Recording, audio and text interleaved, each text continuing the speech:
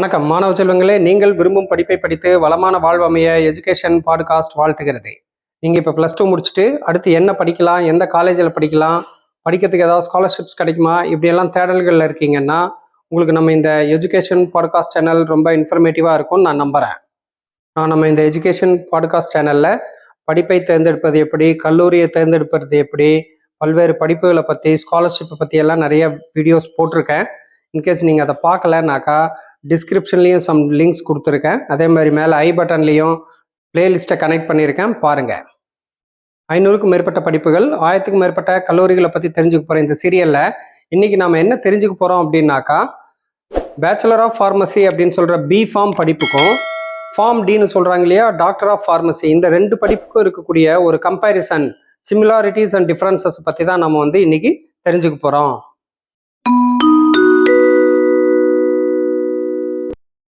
First level of study அப்படின்னு பார்த்தீங்கன்னாக்கா, B.Pharm அப்படிங்கிறது பேச்சுலர் ஆஃப் ஃபார்மசி, அதாவது ஒரு பேச்சுலர் டிகிரி, யூஜி லெவல் படிப்பு, டிகிரி லெவல் படிப்புன்னு சொல்லலாம். ஆனால் ஃபார்ம் டி அப்படிங்கிறது டாக்டர் ஆஃப் ஃபார்மசி. ஸோ அது பிஜி லெவல். டைரெக்டாக நீங்கள் ஒரு இன்டகிரேட்டட் கோர்ஸில் எம்எஸ்சி எப்படி படிக்கிறீங்க, பிஎஸ்சி எம்எஸ்சி இன்டகிரேட்டட் கோர்ஸாக படிக்கிறீங்க இல்லையா, அந்த மாதிரி நீங்கள் மைண்டில் இதை கற்பனை செஞ்சு பார்த்துக்கலாம். ஃபார்மசியில் ஒரு இன்டகிரேட்டட் கோர்ஸ் மாதிரி டைரெக்டாக +2க்கு அப்புறம் ஒரு பிஜி அப்படின்னு எடுத்துக்கிட்டீங்க அப்படின்னாக்கா இந்த ஃபார்ம் டி படிப்பு தான். இது B.Pharmக்கும் அடுத்து லேட்டரல் ஸ்டேஜில், அதாவது மாஸ்டர் ஸ்டேஜில் இது ஒரு குவாலிஃபிகேஷனை உங்களுக்கு ஃபிக்ஸ் பண்ணி கொடுக்கும். ஸோ ஃபார்ம் டி அப்படிங்கிறது பார்த்தீங்கன்னாக்கா மாஸ்டர் லெவல், பிஜி லெவல் அப்படின்னு சொல்லி நம்ம சொல்லலாம். இந்த ஃபார்ம் டிங்கிற படிப்பு எம்பிபிஎஸ்க்கு ஈக்குவலான படிப்பு அப்படின்னு சொல்லுவாங்க. நீங்கள் உங்கள் நேமுக்கு முன்னால் டாக்டர் அப்படிங்கிற ப்ரிஃபிக்ஸையும் நீங்கள் after completion of Pharm D நீங்கள் போட்டுக்கலாம். டியூரேஷன் ஆஃப் த கோர்சஸ் அப்படின்னு பார்த்தீங்கன்னாக்கா, B.Pharm அப்படிங்கிறது 4 வருஷம் நீங்கள் படிக்கிறீங்க, 6 மாதம் நீங்கள் இன்டர்ன்ஷிப் அண்ட் ப்ராஜெக்ட் பண்ணுறீங்க. வேறஸ் ஃபார்ம் டி அப்படிங்கிறது பார்த்தீங்கன்னாக்கா டோட்டல் நீங்கள் 6 வருஷம் படிக்கணும். டோட்டல் 6 வருஷத்தில் 5 வருஷம் நீங்கள் கிளாஸ் ரூம் ட்ரைனிங் எடுப்பீங்க, அதாவது காலேஜ் டிபெண்ட்டாக நீங்கள் படிப்பீங்க. அதுக்கப்புறம் 1 இயர் நீங்கள் 6 மந்த்ஸு ஜென்ரல் மெடிசின் ஏரியாலையும், அடுத்த 6 மந்த்ஸ் நீங்கள் 3 ஸ்பெஷாலிட்டி ஏரியா, ஒவ்வொரு ஏரியாலையும் 2 மாதம் அப்படிங்கிற மாதிரி டோட்டல் 6 மாதம். 6 + 6 உங்களுக்கு டோட்டல் 12 மாதம் நீங்கள் ஒரு கம்பல்சரி ரெசிடென்ஷியல் இன்டர்ன்ஷிப் மாதிரி நீங்கள் செய்யணும். ரெசிடென்ஷியல் இன்டர்ன்ஷிப் அப்படின்னாக்கா எப்படி ஒரு டாக்டர் ஹாஸ்பிட்டலுக்கு போகிறாரோ அந்த மாதிரி நீங்கள் ரெகுலராக ஹாஸ்பிட்டலுக்கு போய் வார்டெல்லாம் விசிட் பண்ணி அங்கே பேஷண்ட்ஸுக்கு கொடுக்குற மருந்தையெல்லாம் அனலைஸ் பண்ணி இந்த மாதிரி நீங்கள் ஒரு டாக்டர் மாதிரியே ரவுண்ட் த கிளாக் நீங்களும் ஹாஸ்பிட்டலில் இருந்து உங்கள் இன்டர்ன்ஷிப்பை நீங்கள் அட்டன் பண்ணுவீங்க. ஃபீஸ் அப்படின்னு பார்த்தீங்கன்னாக்கா B.Pharmக்கு உங்களுக்கு 1 lakh 1.25 லட்சத்துலேருந்து உங்களுக்கு கோர்ஸு ஸ்டார்ட் ஆகும். அதிகபட்சம் உங்களுக்கு 3 lakhs வரைக்கும் கூட ப்ரைவேட் யூனிவர்சிட்டிஸு, டீம்டு யூனிவர்சிட்டிஸில் சார்ஜ் பண்ணுறாங்க. வேறஸ் ஃபார்ம் டி அப்படிங்கிறது பார்த்தீங்கன்னாக்கா ஆரம்பமே உங்களுக்கு 2 lakhs அந்த மாதிரி தான் ஆரம்பிக்கும். உங்களுக்கு இது 5 lakhs வரைக்கும் கூட சார்ஜ் பண்ணுறாங்க பர் ஆனம் டியூஷன் ஃபீ. இது டாக்டருக்கு ஈக்குவலான படிப்பு, எம்பிபிஎஸ்க்கு ஈக்குவலான படிப்பு அப்படின்னு சொல்கிறதுனால ஃபீஸ் கொஞ்சம் அதிகமாக தான் இருக்கும். எலிஜிபிலிட்டி குவாலிஃபிகேஷன் பார்த்தீங்கன்னாக்கா B.Pharmக்கும் அதே தான், ஃபார்ம் டிக்கும் அதே தான், சேம் தான். நார்த் இந்தியாவில் அதுக்கப்புறம் சம் ப்ரைவேட் யூனிவர்சிட்டிஸ் எல்லாம் இதுக்கு என்ட்ரன்ஸ் எக்ஸாம்ஸ் வச்சு ஸ்டூடெண்ட்ஸை செலக்ட் பண்ணுறாங்க. வேற சவுத் இந்தியா, எஸ்பெஷலி நம்ம தமிழ்நாடு எல்லாம் பொறுத்த வரைக்கும் உங்களுக்கு எந்த என்ட்ரன்ஸ் எக்ஸாமும் கிடையாது. நீங்கள் டைரெக்டாக ஃபார்மசி காலேஜஸில் ஃபார்ம் டி சொல்லித்தர்றாங்கன்னாக்கா நீங்கள் டைரக்ட் அட்மிஷன் எடுத்துக்கலாம். நம்பர் ஆஃப் சீட்ஸ் அதே மாதிரி பார்த்தீங்கன்னாக்கா B.Pharm பொறுத்த வரைக்கும் அவங்க டிமாண்டை பொறுத்து அவங்க சீட்டை இன்க்ரீஸ் பண்ணிக்க முடியும்.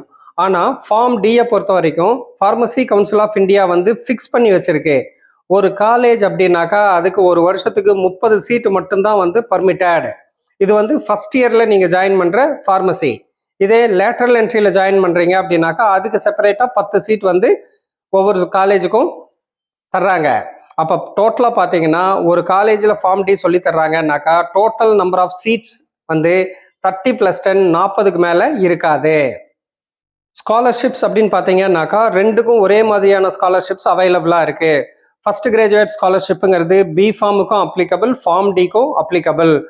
அப்புறம் சென்ட்ரல் கவர்மெண்ட் கொடுக்குற post matric scholarships, minority scholarships, அதுக்கப்புறம் எஸ்சி எஸ்டி பீப்புளுக்கு ஹாஸ்டல் ஃபீஸ் கொடுக்குற அந்த ஒரு ஸ்பெஷல் ஹையர் எஜுகேஷன் ஸ்காலர்ஷிப்பு, இது எல்லாமே வந்து applicable for both B Pharm and Pharm D.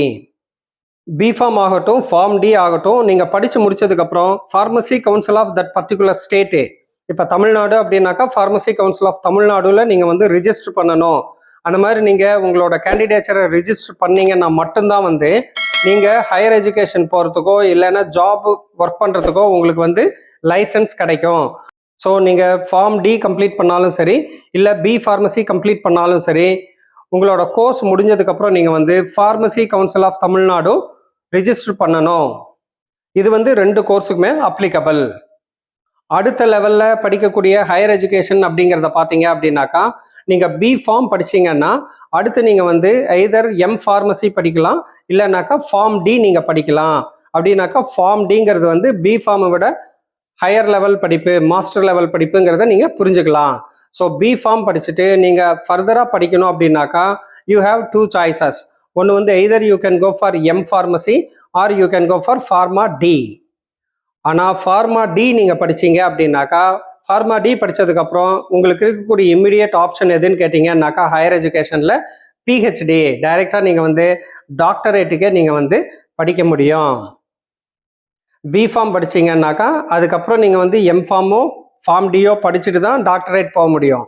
ஆனால் ஃபார்ம் டி படிச்சிங்கன்னா அடுத்த ஜம்பே உங்களுக்கு வந்து டாக்டரேட்டு.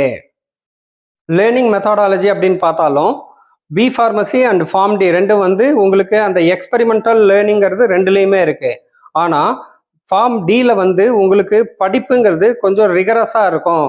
பிஃபார்ம் மாதிரி கொஞ்சம் மாடரேட்டாக இருக்காது. பிஃபார்ம் படிப்பு வந்து மாடரேட் படிப்புன்னு சொன்னோம்னாக்கா, ஃபார்ம் டிங்கிற படிப்பு வந்து ரிகோரியஸ் படிப்பு அப்படின்னு சொல்லி நம்ம சொல்லலாம். எக்ஸ்பெரிமெண்டல் லேர்னிங்கில் நீங்கள் வந்து ஃபார்மசியில் லாஸ்ட் 6 மந்த்ஸு ஒரு இன்டர்ன்ஷிப் மாதிரி ப்ராஜெக்ட் ஒர்க் பண்ணுவீங்க. வேறஸ் ஃபார்ம் டியில் வந்து லாஸ்ட் 1 இயர் 6th இயர் வந்து இட் இஸ் கம்பல்சரி. 6 மாதம் ஜென்ரல் மெடிசின், 6 மாதத்தில் 3 ஸ்பெஷலைஸ்டு ஏரியா நீங்கள் வந்து கவர் பண்ணணும் ஈச் 2 மந்த்ஸு.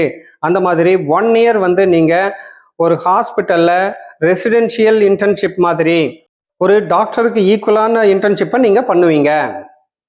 ஜாப் ப்ரொஃபைல்ஸ் அப்படின்னு பார்த்தீங்கன்னாக்கா, ஜென்ரல் ஜாப் ப்ரொஃபைல்ஸ் பார்த்தோம்னாக்கா டி ஃபார்மசி பி ஃபார்மசி ஒரே மாதிரி ஜாப் ப்ரொஃபைல்ஸ் வரும்.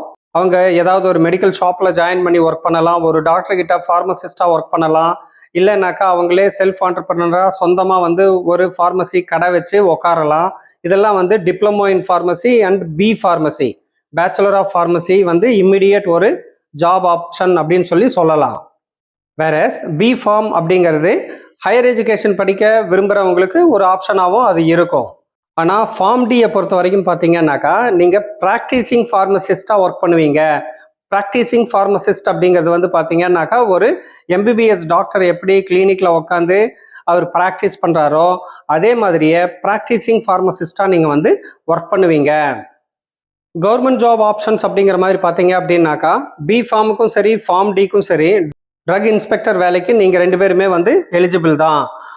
வேற ஃபார்ம் டி படிச்சிங்க அப்படின்னாக்கா, என்இடிங்கிற நேஷனல் எலிஜிபிலிட்டி டெஸ்ட்டு இல்லைன்னா கேட் எக்ஸாம் எழுதுனீங்க அப்படின்னாக்கா, நீங்கள் பெரிய பெரிய நிறுவனங்களில் ஜிப்மர் மாதிரி, எய்ம்ஸில் இல்லைனாக்கா ஐசிஎம்ஆர்னு சொல்கிற Indian council for medical research, இந்த இன்ஸ்டிடியூட்ல எல்லாம் நீங்கள் பிஹெச்டி வரைக்கும் பண்ணலாம்.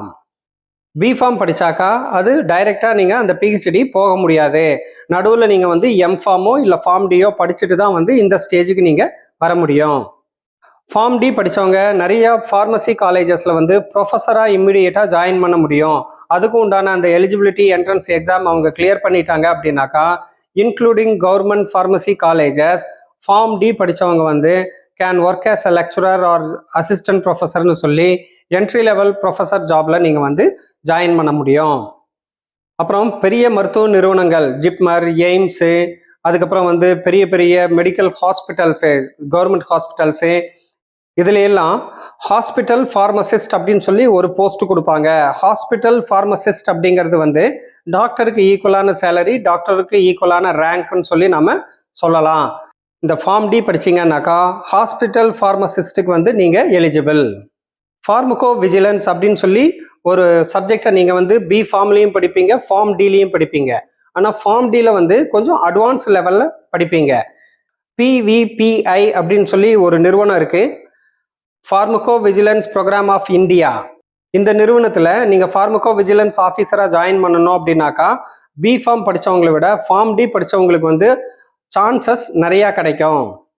இதே மாதிரி adverse drug reaction monitoring centres எல்லாம் இருக்கு. இந்த அட்வர்ஸ் ட்ரக் ரியாக்ஷன் மானிட்டரிங் சென்டர்ஸ்ல எல்லாம் வந்து ஃபார்ம் டி படித்தவங்களுக்கு ஹெட்டாக வந்து போஸ்டிங் கிடைக்கும். அதுக்கப்புறம் கவர்மெண்ட் ஹேண்டில் பண்ணக்கூடிய மருந்து கம்பெனிகள், அதுக்கப்புறம் அந்த மருந்து ஹேண்ட்லிங்கில் வந்து உங்களுக்கு quality assurance officer, quality control officer, இந்த மாதிரியான போஸ்டிங்கெல்லாம் வந்து ஃபார்ம் டி படித்தவங்க எலிஜிபிள். சோஷியல் ஃபார்மசி அப்படின்னு சொல்லி ஒரு சப்ஜெக்டை நீங்கள் பி ஃபார்மசிலையும் படிப்பீங்க, ஃபார்ம் டிலையும் படிப்பீங்க. பட் ஃபார்ம் டியில் இன்னும் கூட கொஞ்சம் அட்வான்ஸ் லெவலில் நல்லாவே படிப்பீங்க. கவர்மெண்ட்ல ரெகுலேட்டரி அஃபேர்ஸ் ஆஃபீஸர் அப்படின்னு சொல்லி ஒரு போஸ்ட் இருக்கு. இந்த ரெகுலேட்டரி அஃபேர்ஸ் ஆஃபீஸரோட ஒர்க் என்னன்னு பார்த்தீங்கன்னாக்கா இந்த சோஷியல் ஃபார்மசி ஆக்டிவிட்டீஸை பண்ணுறதா வந்து இந்த ரெகுலேட்டரி அஃபேர்ஸ் ஆஃபீஸரோட மெயின் டியூட்டின்னு சொல்லி சொல்லலாம். இந்த ரெகுலேட்டரி அஃபேர்ஸ் ஆஃபீஸராகவும் வந்து நீங்கள் போக முடியும். Pharm D is eligible for this particular job. Pharm D அப்படிங்கிறது வந்து ஒரு மாஸ்டர் லெவல் படிப்பு அப்படிங்கிறதுனாலையும் இது வந்து கம்ப்ளீட்டாக எல்லா மெடிசனை பற்றியும் உங்களுக்கு படிக்கிறது, அந்த மெடிசினோட ஃபார்முலேஷனை பற்றி எல்லாம் படிக்கிறது, இப்படியெல்லாம் நீங்கள் படிக்கிறதுனால மருந்து தயாரிக்கிற கம்பெனிகள் ஆகட்டும் இல்லை கவர்மெண்ட்லேயும் ஆகட்டும் மெடிக்கல் ரைட்டர் அப்படின்னு சொல்லி ஒரு வேக்கன்சி இருக்கும். மெடிக்கல் ரைட்டருங்கிற வேக்கன்சி என்னன்னு கேட்டிங்கன்னாக்கா அவங்க ஒரு ட்ரக்கை உருவாக்குறாங்கன்னா அதனோட ஹிஸ்ட்ரிவெல்லாம் அப்படியே ரெக்கார்ட் பண்ணிட்டு வர்றது, அதே மாதிரி ஒரு ட்ரக்கை வந்து அவங்க ஃபார்முலேட் பண்ணி முடிச்சதுக்கப்புறம் அதை அவங்க டெஸ்டிங் பண்ணுற டயத்தில் அதில் வரக்கூடிய இந்த சாதக பாதகங்கள் இருக்கு இல்லையா, ஃபார்மகாலஜி, டாக்ஸிகாலஜி, இது எல்லாத்தையுமே வந்து அப்படியே ரெக்கார்ட் பண்ணிட்டு வர்றது. இந்த மாதிரி அந்த ஒரு ரெக்கார்டிங் அப்படிங்கிறத வந்து இந்த மெடிக்கல் ரைட்டர் தான் பண்ணுவாங்க. இவங்க வந்து அந்த ரிசர்ச் அசோசியேட்டாகவே வந்து அந்த ட்ரக்கு கூடவே அப்படியே அவங்க வந்து அவங்களோட ஸ்பேனை ட்ராவல் பண்ணுறாங்கன்னு சொல்லலாம் நாம. அந்த மாதிரி மெடிக்கல் ரைட்டர் ஜாப் எல்லாம் வந்து ஃபார்ம் டி படித்தவங்களுக்கு தான் நிறைய ஆப்பர்ச்சுனிட்டிஸ் இருக்கு. இதுக்கப்புறம் நீங்கள் ஃபாரின் கண்ட்ரிஸ் எல்லாம் போகிறீங்க அப்படின்னாக்கா ஃபாரின் கண்ட்ரிஸ்லாம் சின்ன சின்ன எக்ஸாம்ஸ் இருக்கும். அவங்கவுங்க நாட்டு சட்டத்திட்டங்களை பொறுத்த மாதிரி ஒரு எக்ஸாம்ஸ் இருக்கும். அந்த மாதிரி ஏதாவது எக்ஸாம் இருந்து கிளியர் பண்ணிட்டீங்கன்னா அந்த கண்ட்ரியில் வந்து நீங்கள் ப்ராக்டிசிங் ஃபார்மசிஸ்டாக ஒரு டாக்டருக்கு ஈக்குவலாக நீங்கள் வந்து ஒர்க் பண்ண முடியும், சம்பாதிக்க முடியும். ரேங்க் ஆகட்டும், ரெஸ்பெக்ட் ஆகட்டும், எல்லாமே ஒரு டாக்டருக்கு என்ன ஒரு லைஃப் ஸ்டைல் இருக்கும் அந்த லைஃப் ஸ்டைல் வந்து ஃபார்ம் டி படித்தவங்களுக்கும் கிடைக்கும். இப்போ சப்ஜெக்ட்ஸ் அப்படின்னு கம்பேர் பண்ணி பார்த்தோம்னாக்கா பி ஃபார்ம் ஆகட்டும், ஃபார்ம் டி ஆகட்டும், நிறைய சப்ஜெக்ட்ஸ் வந்து காமன் டைட்டிலில் தான் படிக்கிறீங்க. ஃபார்மசூட்டிக்ஸு, ஃபார்மகாலஜி, டாக்ஸிகாலஜி, ஃபார்மகோ கைனட்டிக்ஸு, பயோ ஃபார்மசூட்டிக்ஸு, அதுக்கப்புறம் வந்து physical pharmacy, clinical pharmacy, social pharmacy, hospital pharmacy, medicinal chemistry, phyto chemistry, இந்த மாதிரி எல்லா சப்ஜெக்ட்ஸும் ஆல்மோஸ்ட் பி ஃபார்மில் படிக்கிறது எல்லாமே வந்து ஃபார்ம் டிலையும் நீங்கள் படிக்கிறீங்க. பட் பி ஃபார்ம் லெவலை விட ஃபார்ம் டி லெவல்ங்கிறது வந்து இன்னும் கூட கொஞ்சம் அட்வான்ஸ் லெவலில் நீங்கள் வந்து அந்த படிப்புகளை படிப்பீங்க. இது தவிர பி ஃபார்மில் சொல்லி தராத சப்ஜெக்ட் ஃபார்ம் டியில் என்ன நீங்கள் படிக்கிறீங்க அப்படின்னு பார்த்தீங்கன்னாக்கா ஃபார்மசூட்டிக்கல் ஃபார்முலேஷன் அப்படின்னு சொல்லி ஒரு சப்ஜெக்ட் படிப்பீங்க. டாக்ஸிகாலஜிங்கிறத பி ஃபார்மை பொறுத்த வரைக்கும் ஒரு ஜென்ரல் டாக்ஸிகாலஜியாக தான் படிப்பீங்க. ஆனால் ஃபார்ம் டியில் கிளினிக்கல் டாக்ஸிகாலஜி அப்படின்னு சொல்லி படிப்பீங்க. அப்புறம் ஃபார்மகோ எபிடமாலஜி, ஃபார்மகோ எக்கனாமிக்ஸ் அப்படின்னு சொல்லி ஒரு சப்ஜெக்ட் ஃபார்ம் டியில் படிப்பீங்க. இந்த சப்ஜெக்ட் வந்து பி ஃபார்மசி படிப்பில் கிடையாது. பி ஃபார்மசியில் ஃபார்மகோ கைனட்டிக்ஸுங்கிறத ஒரு ஜென்ரலாக படிப்பீங்க. ஆனால் ஃபார்ம் டியில் அதை இன்னும் டீட்டெயிலாக கிளினிக்கல் ஃபார்மகோ கைனட்டிக்ஸ் அப்படிங்கிற டைட்டிலில் படிப்பீங்க. இது கூடவே வந்து ஃபார்மகோ தெராபோட்டிக் ட்ரக் மானிட்டரிங் அப்படிங்கிறதையும் இந்த ஃபார்மகோ கைனட்டிக் கூட சேர்ந்து படிப்பீங்க. ஸோ அந்த ஃபார்மகோ கைனட்டிக் அப்படிங்கிறத ஒரு ட்ரக் மானிட்டரிங் லெவல் வரைக்கும் எல்லாமே கம்ப்ளீட்டாக நீங்கள் வந்து படித்து தெரிஞ்சுப்பீங்க. அப்புறம் இன்டர்ன்ஷிப்பில் இருக்கக்கூடிய டிஃப்ரென்ஸ் அப்படிங்கிறது மெயினாக மேஜராக பார்த்தீங்க அப்படின்னாக்கா பி ஃபார்மசியில் நீங்கள் வந்து நார்மல் இன்டர்ன்ஷிப் தான் போய் ஒரு ஹாஸ்பிட்டல்லையோ ஒரு மெடிக்கல் ஷாப்லேயோ ஒரு இன்டர்ன்ஷிப் இருந்து நீங்கள் செய்கிறீங்க. ஆனால் ஃபார்ம் டியில் கிளர்க்ஷிப் அப்படிங்கிற பேசிஸில் நீங்கள் வந்து இன்டர்ன்ஷிப் அட்டன் பண்ணுவீங்க. இந்த கிளர்க்ஷிப்புங்கிறது என்னன்னாக்கா, டெய்லி நீங்கள் வந்து வார்டுக்கு போய் அங்கே இன்பேஷண்ட்டாக இருக்கக்கூடிய பேஷண்ட்டுங்க சாப்பிட்ற அந்த மருந்து அந்த மாதிரி எல்லாத்தையும் நீங்கள் வந்து ஹேண்டில் பண்ணி அதை பற்றியெல்லாம் நிறையா தெரிஞ்சுப்பீங்க. ஸோ டே டு டே பேசிஸில் நீங்கள் வந்து இன்டர்ன்ஷிப் இங்கே அட்டன் பண்ணுவீங்க. தட்டு எங்கே அட்டன் பண்ணுவீங்கன்னு கேட்டிங்கன்னா, ஒரிஜினல் ஹாஸ்பிட்டலில் பேஷண்ட்ஸு கூட மிங்கிள் ஆகி நீங்கள் வந்து இன்டர்ன்ஷிப்பை அட்டன் பண்ணுவீங்க. அதனால B Pharm and Pharm D compare பண்ணோம் அப்படின்னாக்கா, நான் ஏற்கனவே சொன்ன மாதிரி பி ஃபார்ம்ங்கிறது வந்து ஜஸ்ட் ஒரு அண்டர் கிராஜுவேட் லெவல் தான். ஆனால் ஃபார்ம் டிங்கிறது வந்து doctor level, PG level, master level படிப்பாக வந்து உங்களுக்கு அமையுது. ஃபார்ம் டி படிச்சீங்கன்னாக்கா உங்கள் பேருக்கு முன்னால் நீங்கள் வந்து டாக்டர் அப்படிங்கிற ப்ரிஃபிக்ஸை போட்டுக்கலாம். So it is equivalent to MBBS அப்படிங்கிற மாதிரி நம்ம சொல்லலாம். பி ஃபார்ம் படிச்சீங்கன்னாக்கா நீங்கள் சோஷியல் ஃபார்மசிஸ்டாக இருக்கலாம், இல்லை கம்யூனிட்டி ஃபார்மசிஸ்டாக இருக்கலாம். வேற ஃபார்ம் டி படிச்சீங்கன்னாக்கா நீங்கள் ப்ராக்டிசிங் ஃபார்மசிஸ்டாக இருக்க முடியும். ப்ராக்டிசிங் ஃபார்மசிஸ்ட் அப்படிங்கிறது வந்து டாக்டருக்கு ஈக்குவல்.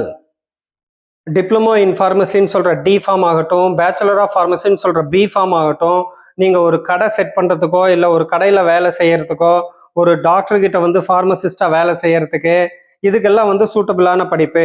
பி ஃபார்ம்னாக்கா அடுத்து நீங்கள் வந்து ஒரு ஆர்என்டி, ஒரு கியூசி, ஒரு கியூஏ, இல்லைனாக்கா ஃபர்தராக நீங்கள் வந்து ஹையர் எஜுகேஷன் போகிறீங்க. இதுக்கெல்லாம் வந்து உங்களுக்கு அந்த பி ஃபார்ம் படிப்பு சூட்டபிளாக இருக்கும்.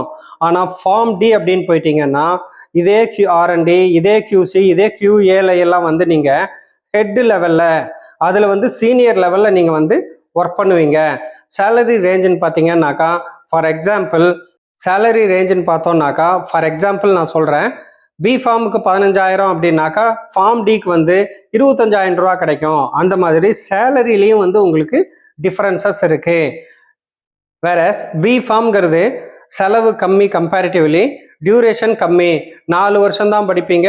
ஒரு வருஷத்துக்கு வந்து ஒரு 1,50,000 லட்ச ரூபா, 2 லட்ச ரூபாய்க்கு உள்ளதான் வந்து உங்களுக்கு ஃபீஸ் வரும். ஆனால் ஃபார்ம் டி அப்படின்னாக்கா உங்களுக்கு வந்து டியூரேஷனும் அதிகம், ஃபீஸும் அதிகம். டியூரேஷன் பார்த்தீங்கன்னா 6 வருஷம் நீங்கள் படிக்கணும். 5 வருஷம் வந்து கிளாஸ் ரூம் ட்ரைனிங்கு, 1 இயர் வந்து இன்டர்ன்ஷிப் ட்ரைனிங் எடுக்கிறீங்க.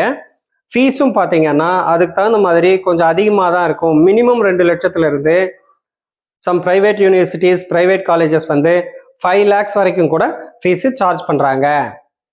நீங்கள் பி ஃபார்ம் ஆகட்டும் இல்லை ஃபார்ம் டி ஆகட்டும் படிக்கிறதுன்னு டிசைட் பண்ணீங்கன்னாக்கா, நீங்கள் செலக்ட் பண்ணுற காலேஜ் வந்து நல்ல காலேஜாக நீங்கள் சூஸ் பண்ணுங்கள். ஏன்னா இதெல்லாம் வந்து டெக்னிக்கல் கோர்ஸு, அதுவும் கெமிஸ்ட்ரி பேஸ்டு டெக்னிக்கல் கோர்ஸு. உங்களுக்கு நல்ல நாலேஜ் இருந்தால் தான் ஃப்யூச்சரில் வந்து உங்களால் எந்த ஒரு ஆர்என்டி ஒர்க்கோ இல்லைனாக்கா உங்கள் ஜாபில் வந்து உங்களால் ஈஸியாக ஷைன் பண்ண முடியும். நீங்கள் ஏதாவது ஒரு நார்மல் மாடரேட் காலேஜஸில் படிச்சுட்டு வந்தீங்க அப்படின்னாக்கா, உங்களுக்கு சொல்லித்தர ப்ரொஃபஸர்ஸோட குவாலிட்டி காம்ப்ரமைஸ் ஆகிற மாதிரி குவாலிட்டி ப்ரொஃபஸர்ஸ் இருந்தாங்க அப்படின்னாக்கா, நீங்கள் இவ்வளோ டைமு மணி ரெண்டையும் செலவு பண்ணி படிச்சுமே வந்து உங்களுக்கு பெரிய லெவலில் அது வந்து ஒரு பிரயோஜனத்தை கொடுக்காம போயிடக்கூடாது. அதனால நீங்கள் காலேஜை சூஸ் பண்ணுறப்ப நல்லா அனலைஸ் பண்ணி ஒரு கிளியர் டிசிஷன் எடுத்து காலேஜை சூஸ் பண்ணுங்க. இன்கேஸ் உங்களுக்கு என்னோட ஹெல்ப் ஏதாவது தேவைப்படுதுன்னா, இப்போ டிஸ்பிளே ஆகிற நம்பரில் ஒன்று நீங்கள் கால் பண்ணுங்கள், இல்லை வாட்ஸ்அப் அனுப்புங்க. நான் வந்து உங்களுக்கு நல்ல காலேஜஸ் சஜஸ்ட் பண்ணி சொல்கிறேன். எனக்கு தெரிஞ்ச காலேஜஸாக இருந்தாங்க அப்படின்னாக்கா என்னால் ஏதாவது டிஸ்கஸ் பண்ணி உங்களுக்கு ஃபீஸ் குறைச்சி கொடுக்க முடியும்னாலும் அந்த ஹெல்ப்புமே நான் வந்து பண்ணித்தர்றேன்.